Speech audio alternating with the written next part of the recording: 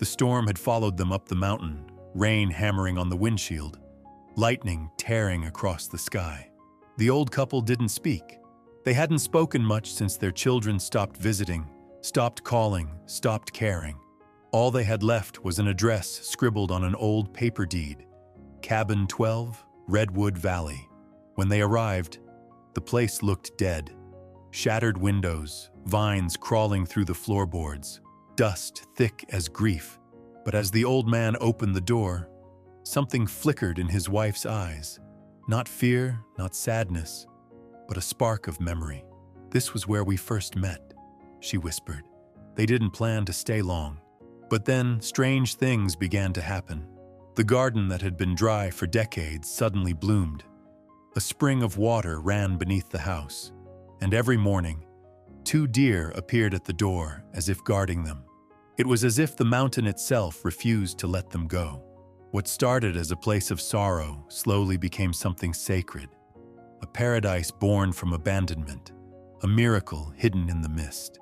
Stay with me until the end, because what they discovered up there will leave you with chills and tears all at once. Before we begin, don't forget to like this video, hit subscribe, and comment where you're watching from. Now, let's begin. Harold and Margaret Whitmore had spent 46 years building a life that looked perfect from the outside. 3 children raised in a comfortable suburban home with a manicured lawn and holiday cards that always arrived on time. Harold worked as an accountant, steady and reliable, while Margaret volunteered at the hospital and kept photo albums filled with smiling faces at birthday parties and graduations. Their children grew up with every advantage: college funds and family vacations, support through difficult times, and celebrations during achievements. But somewhere along the way, the warmth faded. Phone calls became shorter, visits more infrequent. Their eldest daughter moved across the country for a job promotion and rarely made time to fly back. Their son became consumed with his own family, always too busy with soccer games and school events to visit. Their youngest stopped answering texts altogether, disappearing into a life that no longer seemed to include the people who raised her. Harold and Margaret told themselves it was normal. Children grow up and build their own lives. That's what parents want: independence and success. But when Harold fell ill with pneumonia last winter and spent a week in the hospital, none of their children came.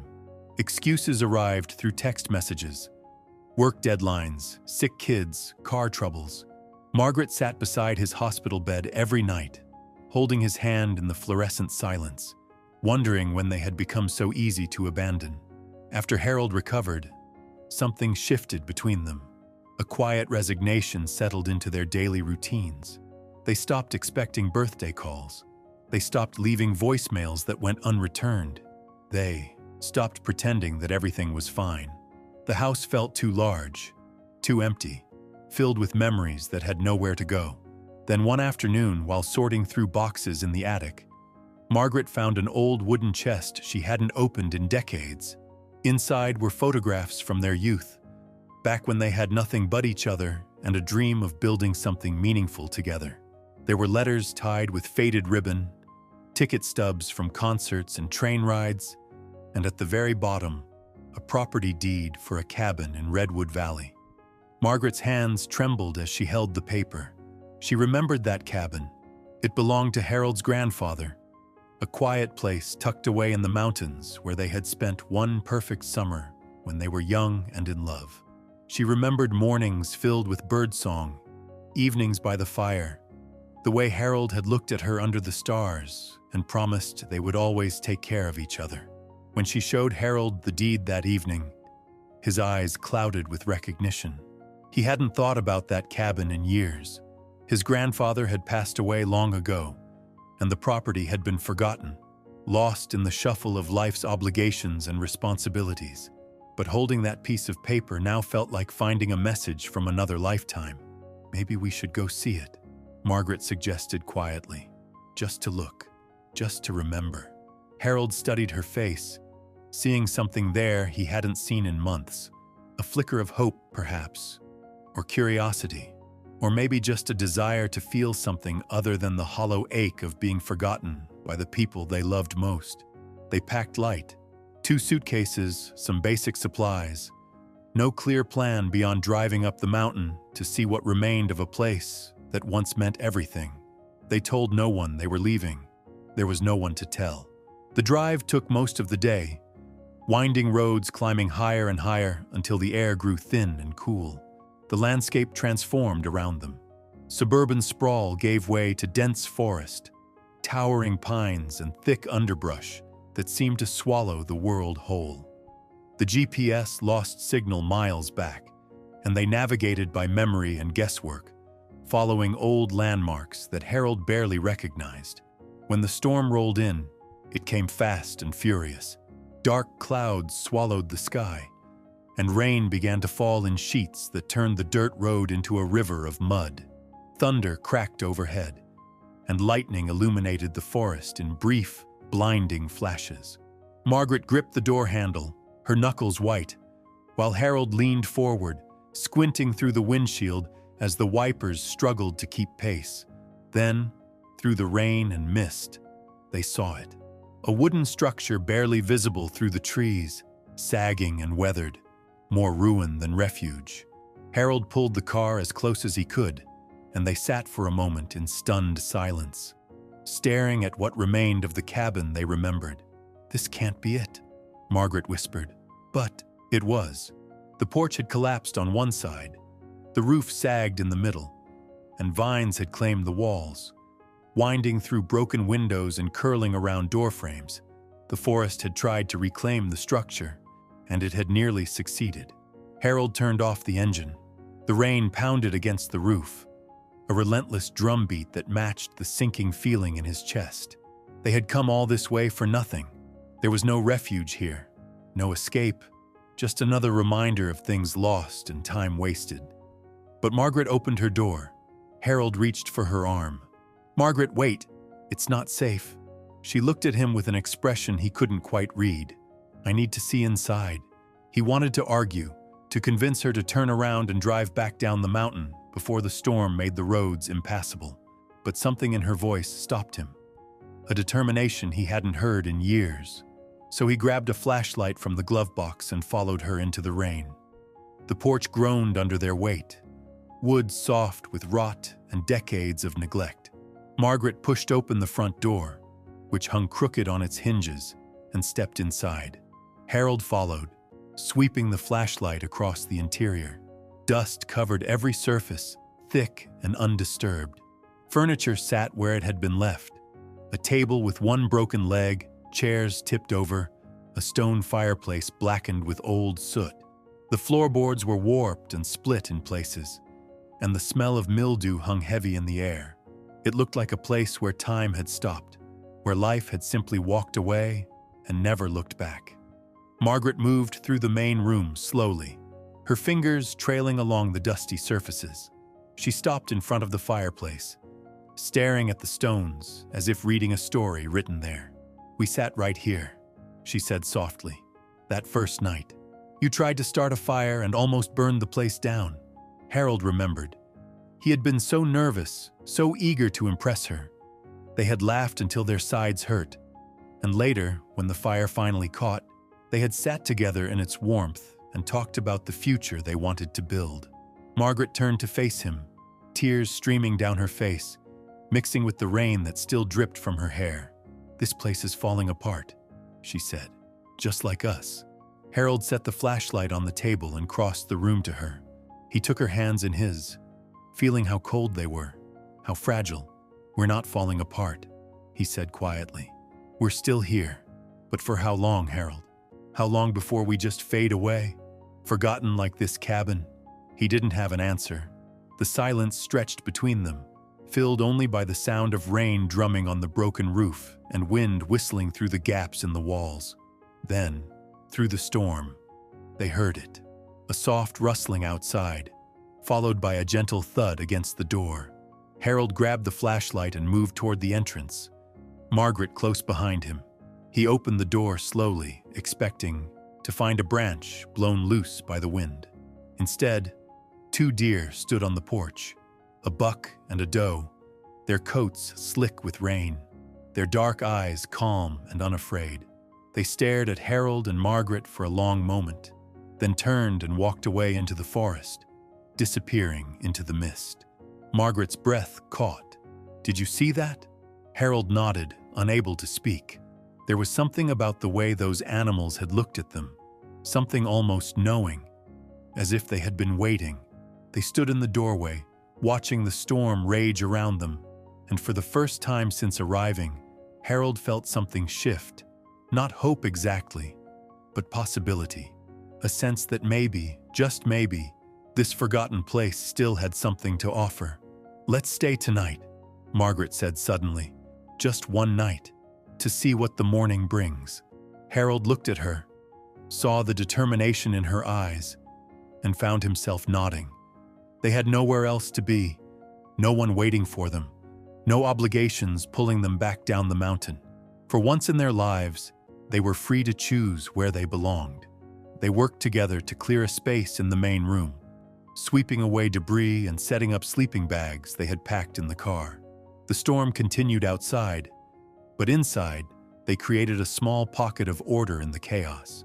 Harold managed to start a fire in the old fireplace, and the flames cast dancing shadows across the walls. As they sat together by the fire that night, listening to the rain and watching the embers glow, something unspoken passed between them. A shared understanding that they had reached a turning point. They could return to their empty house and wait for their children to remember them, or they could stay here and remember themselves. Margaret leaned against Harold's shoulder. "Tomorrow we start fixing this place," she said quietly. "If it will have us." Harold kissed the top of her head. "Then we make it ours." Neither of them slept much that night. The storm raged on, and the cabin creaked and groaned around them. But when the first light of dawn finally broke through the clouds, something extraordinary happened. The light came slowly, filtering through gaps in the damaged roof where shingles had long since blown away. Harold woke first, his back aching from sleeping on the hard floor despite the sleeping bag's thin padding. He lay still for a moment, listening to Margaret's steady breathing beside him, and wondered if they had made a terrible mistake. But then he heard something that made him sit up. Water. The unmistakable sound of running water somewhere beneath the floorboards. He reached for his flashlight and carefully stood, his joints protesting the movement. The sound grew louder as he moved toward the back corner of the cabin, where the floor sagged noticeably. Margaret stirred behind him. "What is it?" Harold knelt down, pressing his ear against the warped boards. "There's water running under here. A lot of it." They spent the next hour carefully prying up loose floorboards, revealing a sight that defied explanation. Clear water flowed through a natural channel in the bedrock beneath the cabin, creating a small underground stream that sparkled in the morning light. The water was cold and pristine, tasting of minerals and mountain stone when Harold cupped his hand to sample it. "This wasn't here before," Margaret said, her voice filled with wonder. "Your grandfather never mentioned anything about a spring." Harold shook his head slowly. The cabin had been built directly over a water source, yet somehow this stream had remained hidden for decades, or perhaps it had only recently emerged, carved by time and pressure into existence. Either way, it changed everything. With water this clean and constant, they could actually live here, not just survive, but truly make a home. Margaret knelt beside the stream, letting her fingers trail through the current. Her eyes held that spark again, the one Harold had glimpsed the night before. "We could repair the floor around it," she said. "Make it a feature instead of hiding it." Harold found himself smiling. His practical accountant's mind was already calculating what they would need: tools, materials, time. But underneath those calculations ran something deeper, something he hadn't felt in years: purpose. They spent that first full day exploring the property, discovering what remained and what had been lost. The cabin itself was roughly 20 feet square, with a small loft space accessible by a ladder that had rotted through. The stone fireplace and chimney stood solid, built by craftsmen who understood their work would need to last. The walls were thick logs, hand-hewn and fitted, still structurally sound despite the cosmetic damage. Behind the cabin, they found the remains of a garden plot, now overgrown with wild grasses and weeds. Margaret knelt there, pulling away layers of dead vegetation until she uncovered dark, rich soil beneath. She pressed her fingers into the earth, feeling its texture, and something in her expression softened. "This ground remembers," she said quietly. "Look how dark it is, how soft. Plants grew here once. They could grow again." Harold watched his wife work, saw how the morning light caught the silver in her hair, and realized he was seeing her truly for the first time in months. Not as someone defeated by their children's abandonment, but as someone rediscovering herself in the simplest acts. Touching soil, feeling water, breathing mountain air. They walked the perimeter of the property, finding old boundary markers carved into trees. The land encompassed nearly 5 acres, most of it dense forest that climbed the mountainside behind them. A narrow creek ran along the eastern edge, fed by snowmelt from higher elevations. Wildflowers grew in scattered patches where sunlight penetrated the canopy, their colors vivid against the green. And everywhere they looked, signs of wildlife. Deer tracks pressed into the mud near the creek, the territorial scratching of bears on tree trunks, bird nests tucked into high branches. The mountain was alive in ways their suburban neighborhood had never been, pulsing with rhythms older than human memory. By afternoon, they had compiled a mental list of everything that needed attention. The roof required extensive repairs. Windows needed replacing. The porch had to be rebuilt. Interior walls needed patching. The list grew longer with each passing hour, and the scope of work seemed overwhelming. But Harold felt energized rather than discouraged. For the first time since his hospital stay, he felt useful. His hands itched to hold tools again, to build something that mattered. Margaret found an old notebook in one of the kitchen drawers, its pages yellowed but still usable. She sat at the broken table and began making lists. Seeds they would need for the garden, supplies for cleaning and repairs, food staples to stock the pantry. Her handwriting filled page after page, neat and purposeful. That evening, as they prepared a simple meal over the fireplace, Harold voiced the question that had been building all day. Should we tell the children where we are?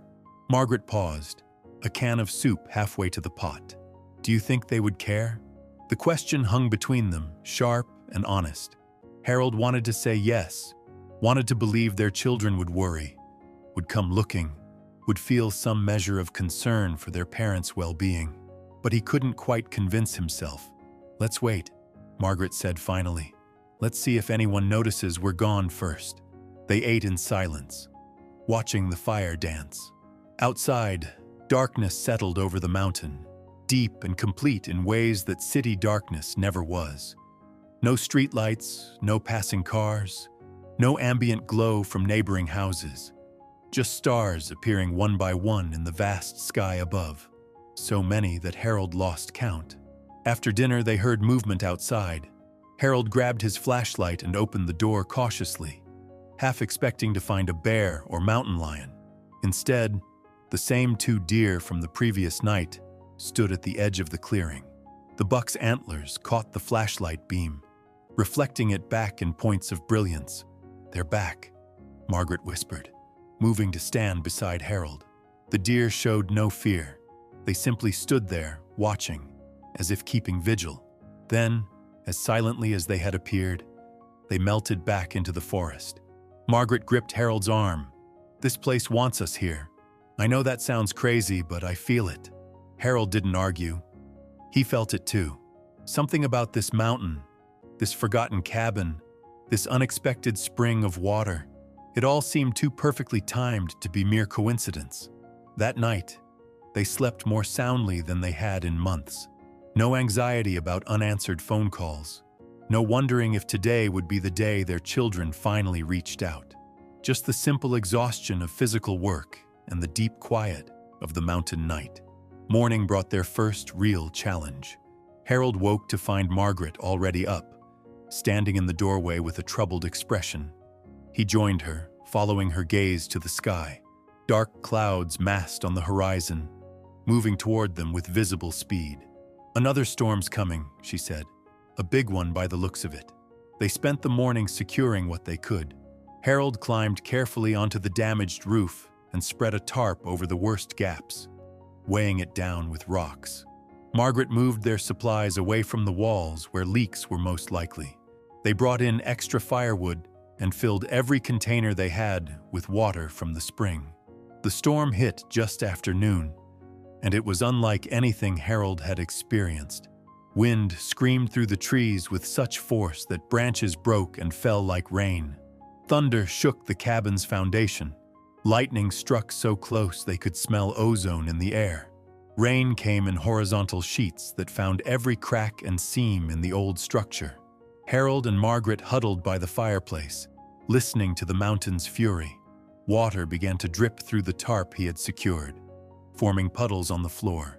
The wind tore at the cabin walls, making the whole structure shudder. For the first time since arriving, Harold felt genuine fear. What if the cabin couldn't withstand this assault? What if they had been foolish to stay? But the cabin held. The old logs creaked and groaned, but they didn't break. The stone fireplace stood firm, its chimney drawing the smoke cleanly despite the wind. Even the damaged roof, though leaking, didn't collapse. When the storm finally passed, hours later, they emerged to assess the damage. Trees had fallen throughout the forest, some blocking the narrow road they had driven up. Branches littered the clearing. The garden plot Margaret had been so excited about was now a muddy mess.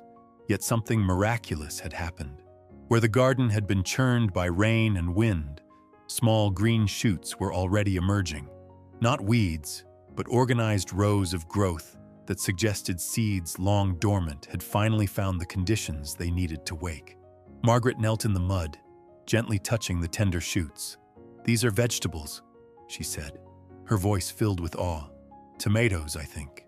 And here, these look like bean plants. Harold, there were seeds in this soil waiting all these years." Harold helped her to her feet, and they stood together surveying the transformed garden. What had seemed dead was actually just sleeping, waiting for the right combination of water and care to bring it back to life. Over the following days, they fell into a rhythm. Harold worked on structural repairs, starting with the most urgent and gradually working his way down the list.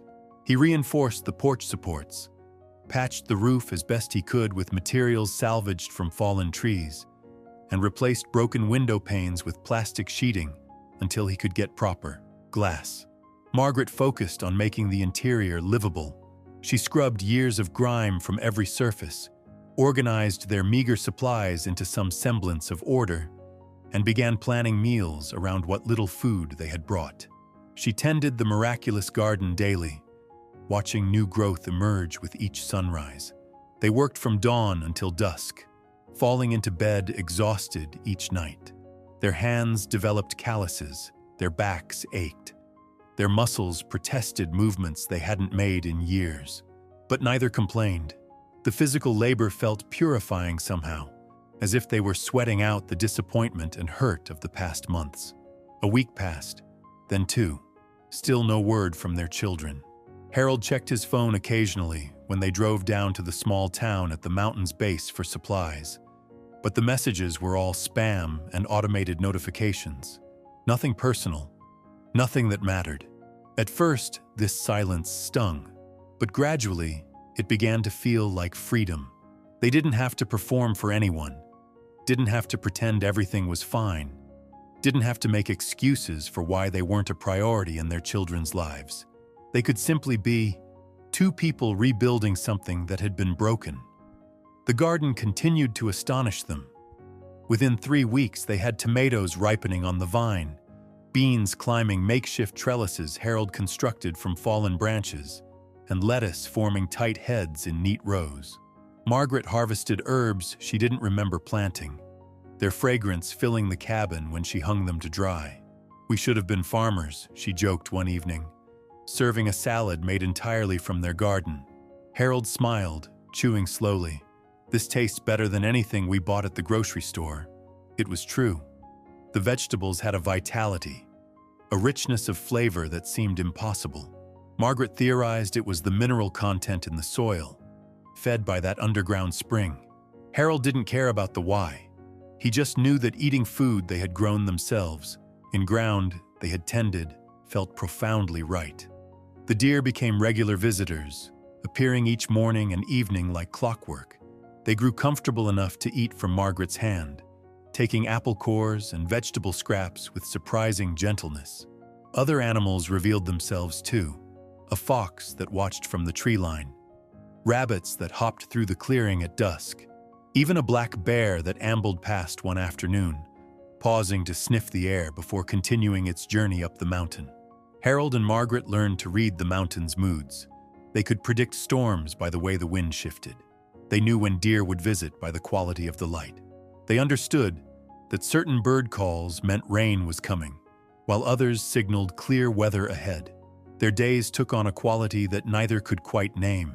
Not happiness exactly, because grief still lived in them, the grief of being forgotten by their own children, but something deeper than happiness.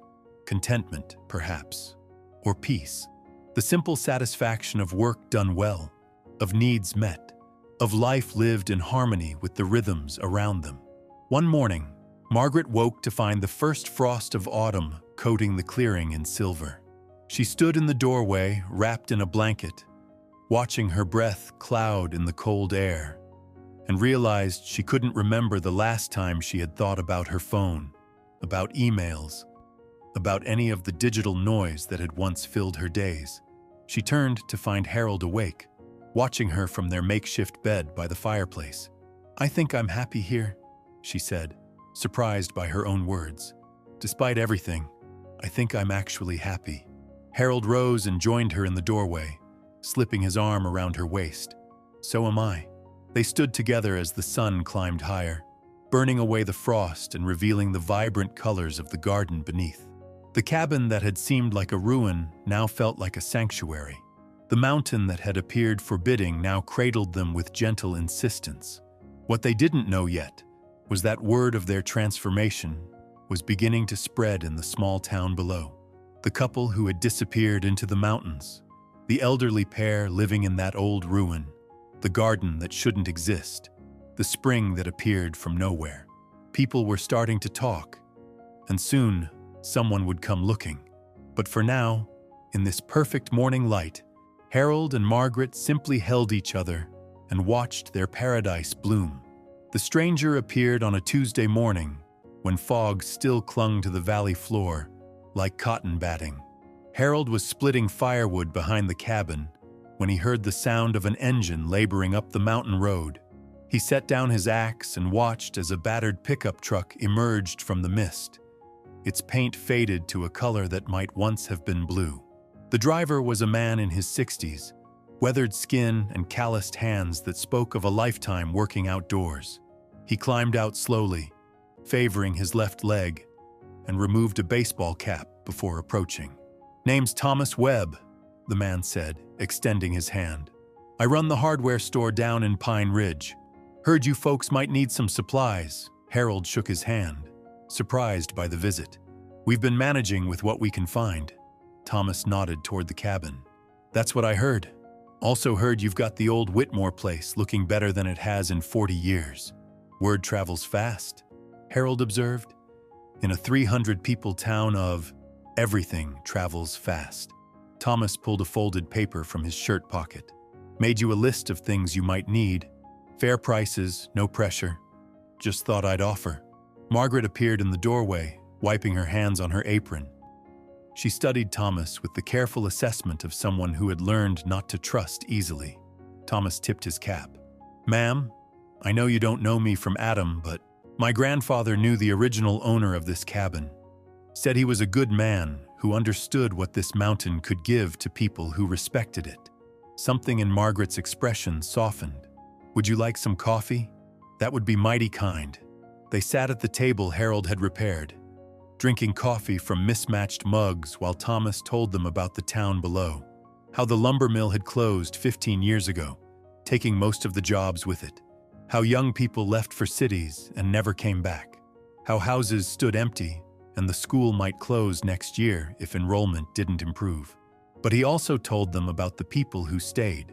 The widow who ran the post office and knew everyone's business. The retired teacher who organized a lending library from her living room. The mechanic who kept ancient vehicles running through sheer stubbornness and ingenuity. Folks help each other here, Thomas explained. That's how we survive. Someone needs a roof patched. People show up with hammers. Someone's short on groceries. Extra casseroles appear on their doorstep. No fanfare, no keeping score. Just neighbors being neighbors. Harold found himself drawn to this description of community, so different from the isolation they had experienced in their suburban neighborhood, where people barely knew each other's names. "Why are you really here?" Harold asked quietly. "You didn't drive up this mountain just to sell us hardware supplies." Thomas took a long sip of his coffee before answering. "Because people are talking about you two. About the garden that shouldn't be growing this time of year. About the spring that appeared out of nowhere. About how you've taken a place everyone thought was dead and brought it back to life." Margaret's hands tightened around her mug. "We're just trying to survive."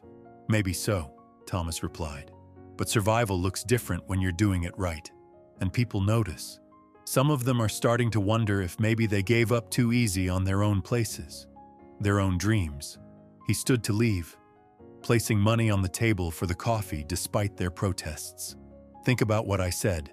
Town could use people who remember how to build instead of just watching things fall apart." After Thomas left, Harold and Margaret sat in silence, processing the conversation. They had come to the mountain to escape, to hide from the pain of abandonment, but somehow, without meaning to, they had become visible again. The following weeks brought more visitors. First came Elena Rodriguez, a woman in her 40s who taught at the elementary school. She had heard about Margaret's garden and wanted to know if she would consider teaching the children about growing food. "We have land behind the school," Elena explained, "but nobody knows what to do with it." Margaret found herself agreeing before she fully realized what she was committing to.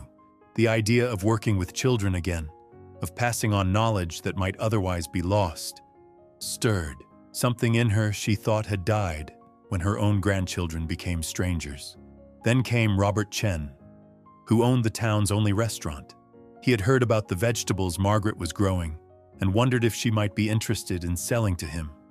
"People around here are tired of produce that's been trucked in from 1,000 miles away," he said.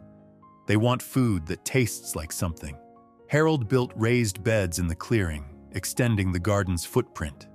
They planted winter crops, covering them with cold frames constructed from salvaged windows Thomas had delivered. The garden became a living laboratory, each bed an experiment in what could thrive in this particular soil, this specific climate. Word continued to spread.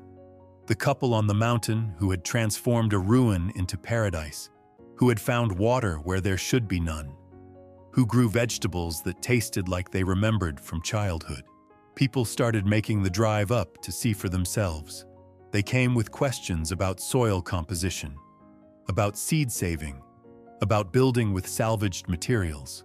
Harold and Margaret found themselves hosting impromptu workshops, sharing techniques they had learned through trial and error.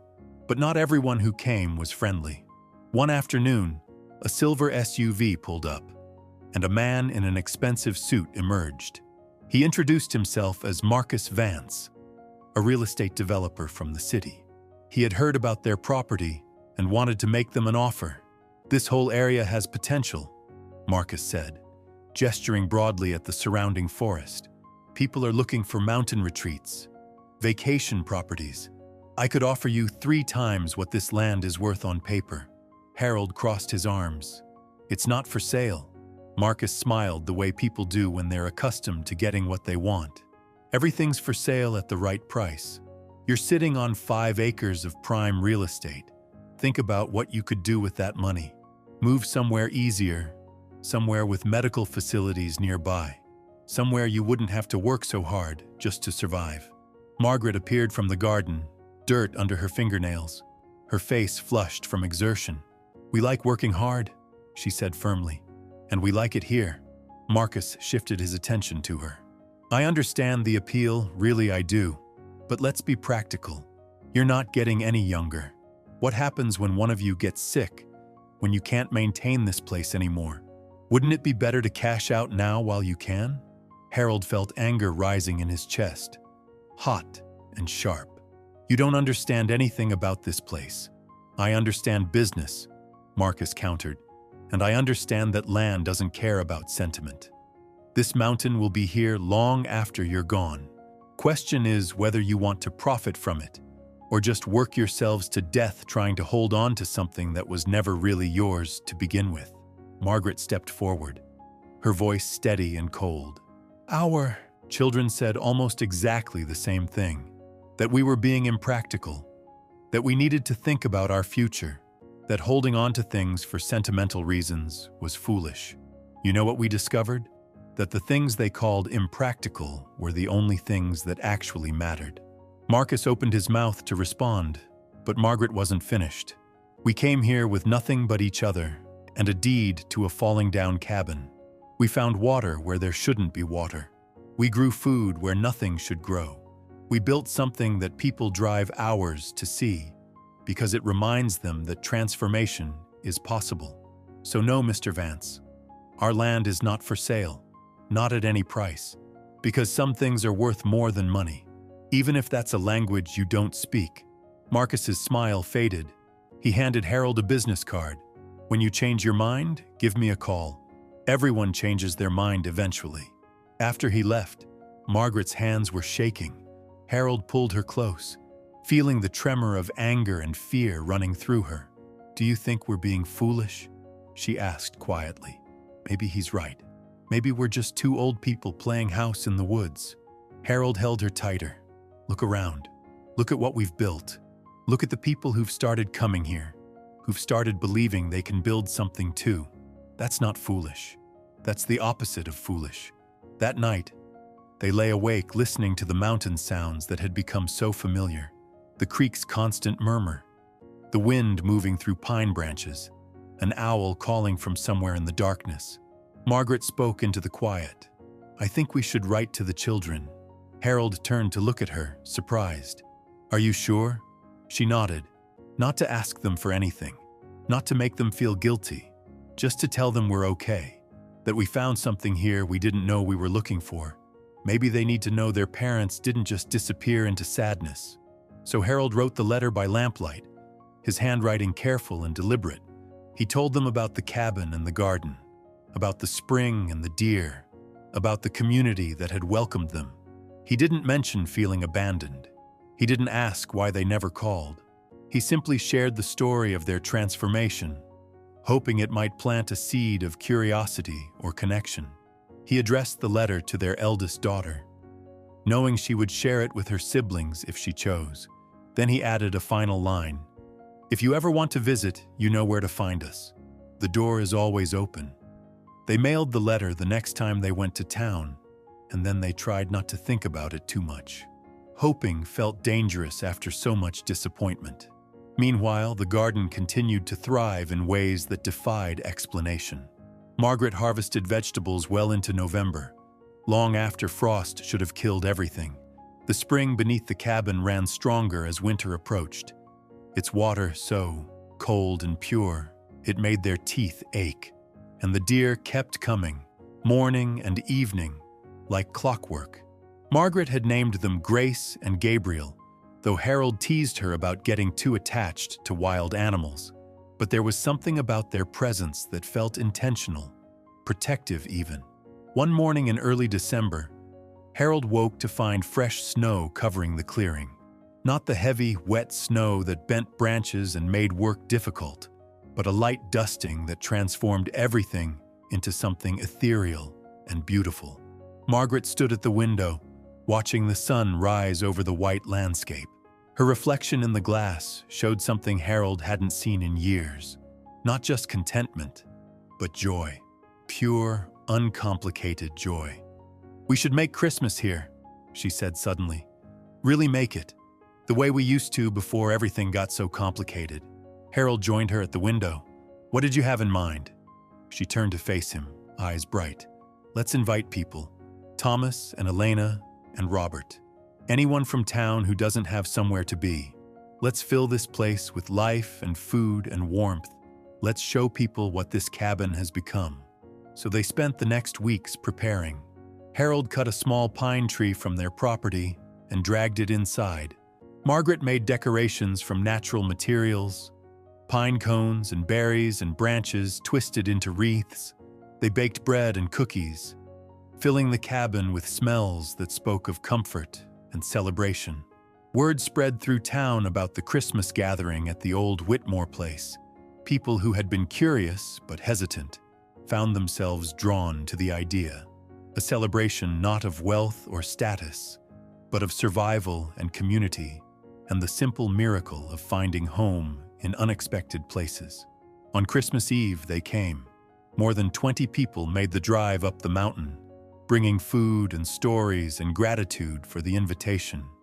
The cabin that had stood empty for so long now overflowed with voices and laughter. Thomas brought his guitar and played carols. Elena's children ran through the snow, their shrieks of delight echoing through the trees. Robert contributed dishes from his restaurant, flavors from his childhood in Taiwan that he rarely had occasion to make anymore. Harold stood outside for a moment, watching through the windows as Margaret moved among their guests, her face glowing in the firelight. This was what home was supposed to feel like. Not perfect, not without sadness, but full of people who had chosen to show up, who had chosen to be present, who had chosen connection over convenience. When he went back inside, Elena approached him with tears in her eyes. "Thank you," she said simply. "My kids haven't been this happy since their father died. They needed to remember what joy feels like." Harold didn't know what to say, so he just hugged her. This woman who had been a stranger 3 months ago, and now felt like family. As midnight approached and guests began to leave, promising to return soon, Harold and Margaret stood on the porch, watching taillights disappear down the mountain. Snow had begun to fall again, soft and steady. Margaret leaned against Harold's shoulder. "Do you think they'll ever come? Our children?" Harold wrapped his arm around her. "I don't know, but I know we'll be okay either way. We have this place. We have each other. We have people who chose us." She nodded, and they stood together in the falling snow. Two people who had been abandoned and who had responded by building something worth finding. What they didn't know was that their eldest daughter had received the letter, had read it 3 times, had cried, had shown it to her siblings, had started planning a trip she didn't know how to explain to her own family. But that revelation was still weeks away, waiting like a seed beneath winter snow, ready to emerge when conditions were finally right. The daughter's name was Claire, and she sat in her downtown office staring at her father's letter for what must have been the 20th time that week. The paper had grown soft from handling, the creases deep from being folded and unfolded, read and reread in stolen moments between conference calls and client meetings. She had built a life that looked successful from every angle. Corner office with a view of the city skyline. Salary that would have seemed impossible to her younger self. Respect from colleagues who valued her sharp mind and sharper instincts. But sitting there with her father's words in her hands, Claire felt something crack open inside her chest. The letter didn't accuse, it didn't guilt. It simply told a story about 2 people who had found a way to keep living when everyone assumed they would just fade away quietly. Her father's handwriting was still precise, still careful. Each letter formed with the same attention to detail he had brought to everything in his life. But there was something different in the words themselves, a lightness she hadn't heard from him in years. Claire picked up her phone and called her brother Michael. He answered on the 3rd ring, his voice harried and distracted, the way it always was lately. "Did you read it?" she asked without preamble. Michael was quiet for a moment. "Yeah, I read it. What are we supposed to do with this?" Her brother sighed, and she could picture him running his hand through his hair, the way he did when life pressed too hard. I don't know, Claire. Part of me wants to drive up there right now. Part of me is angry they just disappeared without telling anyone. Part of me feels like maybe we don't deserve to show up now after everything. After everything we didn't do, Claire corrected quietly.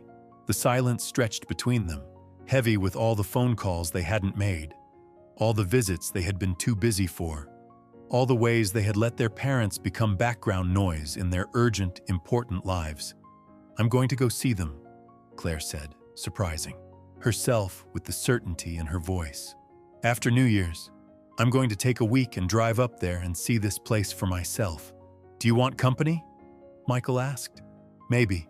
Let me go first. I need to understand what happened before I bring everyone else into it. Claire hung up and stared out her window at the city below. Thousands of people moving through their days, all of them carrying their own versions of guilt and regret and complicated family histories. She had spent so many years convincing herself that success meant distance, that growing up meant growing away, that becoming someone important required leaving certain people and places behind. But her father's letter suggested something different, that maybe real success looked like finding the courage to start over when everything fell apart, that maybe importance had nothing to do with corner offices and everything to do with who showed up when life got hard. The weeks between Christmas and New Year's passed in a blur of finalizing projects and tying up loose ends. Claire told her assistant she would be unreachable for a week in January, citing personal family matters. Her boss raised an eyebrow but approved the time off. She had earned it, after all. She always earned it. That was the problem. On the second day of January, Claire loaded her car with supplies she thought her parents might need. Warm blankets and good coffee, books and magazines. A new smartphone with unlimited data, because surely they would need better connection to the outside world. As she drove north out of the city, watching buildings give way to suburbs and then to open land, she realized she had no idea what she would actually find when she arrived. The drive took most of the day. Her GPS worked until it didn't, losing signal somewhere in the foothills where cell towers became sparse and roads narrowed to 2 lanes. She followed her father's written directions, landmarks described in his careful handwriting, past the general store with the faded Coca-Cola sign, left at the fork where the oak tree split into 3 trunks, up the mountain road that turned from pavement to gravel to dirt. When she finally saw the cabin through the trees, Claire had to pull over and just sit for a moment. This couldn't be the ruin her father had described. The structure before her looked solid, well-maintained, almost welcoming. Smoke rose from the chimney. Light glowed in the windows against the gathering dusk. A garden lay dormant under winter snow, but even in its sleeping state, she could see the careful organization, the thoughtful planning. She sat in her car watching the cabin, and something about the scene made her throat tighten with emotion she couldn't quite name. Not grief exactly, though grief lived in it. Not regret, though that too was present. Something closer to recognition. Like seeing a photograph of yourself from long ago and remembering who you used to be before life taught you to be someone else. Claire was still sitting there when the door opened and her mother stepped onto the porch. Margaret froze, one hand still on the doorframe, staring at the car she didn't recognize. Then Claire opened her door and stood, and her mother's hand flew to her mouth. "Mom," Claire called across the clearing. "I got your letter." Margaret didn't move. She just stood there on the porch, and Claire could see her mother's chest rising and falling with breath that came too fast, too shallow. Then Harold appeared behind her, and his face went through a series of expressions so quickly Claire couldn't track them all. Shock, joy, fear, hope, something that looked like pain. Claire started walking toward the cabin, her feet crunching through snow that sparkled in the last light of day. She had rehearsed what she would say during the long drive, prepared speeches about being sorry, about understanding now what she hadn't understood before, about wanting to rebuild what had been broken. But standing there in front of her parents, all those careful words evaporated. "I should have come sooner," was all she managed. Margaret came down the porch steps slowly, as if approaching something fragile that might bolt if startled. When she reached Claire, she stopped just an arm's length away, studying her daughter's face with an intensity that made Claire feel exposed. "You look tired," Margaret said finally. Claire laughed, a sound caught between humor and tears. "I am tired. I've been tired for years, I think. I just didn't know it until I read Dad's letter." Harold joined them, moving with a carefulness that spoke of old injuries and new strength. He looked different somehow. Not younger exactly, but more present, more solid, like he had returned to himself after a long absence. "The cabin's not much," he said, his voice gruff with emotion he was trying to control. "But you're welcome to stay as long as you want." Claire looked past him to the structure that had somehow become home to her parents. "Not much," he said, but she could see the care in every detail. The rebuilt porch, the repaired roof, the windows that gleamed even in fading light. This was more than not much. This was evidence of transformation, of survival, of two people who had refused to accept the ending everyone else had written for them. "I'd like that," Claire said, "if you'll have me." Margaret reached out and took her daughter's hand. Her grip was strong, strengthened by months of physical labor and purpose. "Come inside. You must be hungry from the drive." The interior of the cabin stopped Claire in her tracks. Where she had expected rustic poverty, she found warmth and order and a kind of simple beauty that spoke of intentional choices. The fire in the stone hearth cast dancing light across walls that had been cleaned and repaired. Furniture that looked handmade stood arranged for both function and comfort. Dried herbs hung from the ceiling beams, filling the air with scents that reminded Claire of her grandmother's kitchen from childhood. "You did all this?" she asked, turning slowly to take it all in. "We had help," Harold said, moving to add wood to the fire. "People from town. They've been generous with time and knowledge." Margaret was already at the small stove, heating soup she had made that morning. Claire spaced with practiced efficiency and watched her mother move through the compact. Something about the scene made her chest ache. When had she last seen her mother look so purposeful, so engaged with the simple acts of daily living? They ate at the wooden table, and Claire found herself telling them about her life in ways she never had before.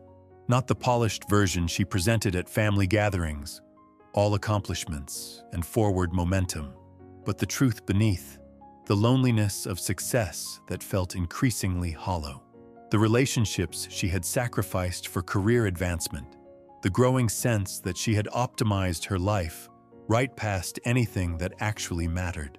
Harold and Margaret listened without judgment, without the advice-giving that had always made Claire defensive in the past. They just listened, and their listening created space for Claire to hear herself speak truths she had been avoiding. When darkness fully claimed the mountain, Margaret lit oil lamps that cast softer light than electricity ever could. They sat by the fire, and Claire asked the questions she had driven 8 hours to ask. Why here? Why this cabin? Why disappear without warning? Her father answered slowly, choosing his words with care. Because we needed to remember who we were before we became people who could be forgotten. Because sometimes you have to lose everything to find out what you're actually made of. Because this place asked something of us that nothing else had in years. It asked us to show up, to be present, to matter. Margaret added her own truth. Your father and I spent so many years being useful to other people. Useful to you children, useful to employers and communities and causes. But somewhere along the way, we stopped being necessary. We became optional, and optional people are easy to forget. Claire felt those words like a physical blow. I didn't forget you. I was just busy. Margaret's smile was sad, but not unkind. Everyone's busy, honey. Busy is a choice we make about what deserves our time. And the truth is, your father and I were teaching you to choose other things. We taught you that work came first, that success meant sacrifice, that being needed by important people was more valuable than being wanted by family. But we were wrong, Harold continued. What we found here is that necessity looks different than we thought. These people in town, they don't need us because we're successful or impressive.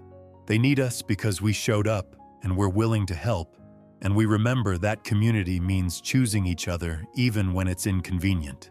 They talked late into the night, and Claire listened to stories about the garden and the spring and the neighbors who had become family, about the developer who wanted to buy the land and the Christmas gathering that had filled the cabin with strangers who became friends, about learning to read the mountain's moods and trusting that deer would appear each morning like clockwork. As midnight approached, Margaret showed Claire to the small loft space they had prepared as a guest room. The mattress was thin, the space cramped, but blankets were warm, and the window framed a view of stars so thick and bright they looked close enough to touch. Claire woke before dawn to the sound of her mother moving quietly below. Through the loft window, the first light touched the mountain peaks, painting them gold and rose. She lay there for a moment, wrapped in borrowed blankets, listening to the simple sounds of her parents beginning another day in the life they had built from ruins. When she descended the ladder, she found them at the window watching Grace and Gabriel arrive for their morning visit. The deer moved through the clearing with unhurried grace, and her parents stood together the way people do who have learned to be grateful for small miracles. Margaret turned and smiled. "Coffee's ready." Over the following days, Claire helped with the work that kept the cabin running. She split firewood alongside her father, her soft office hands blistering and then hardening. She learned to tend the winter garden with her mother, understanding for the first time the patience required to coax life from frozen ground. She met the neighbors who had become family, saw how community could be built through showing up rather than just showing off. On her last morning before returning to the city, Claire stood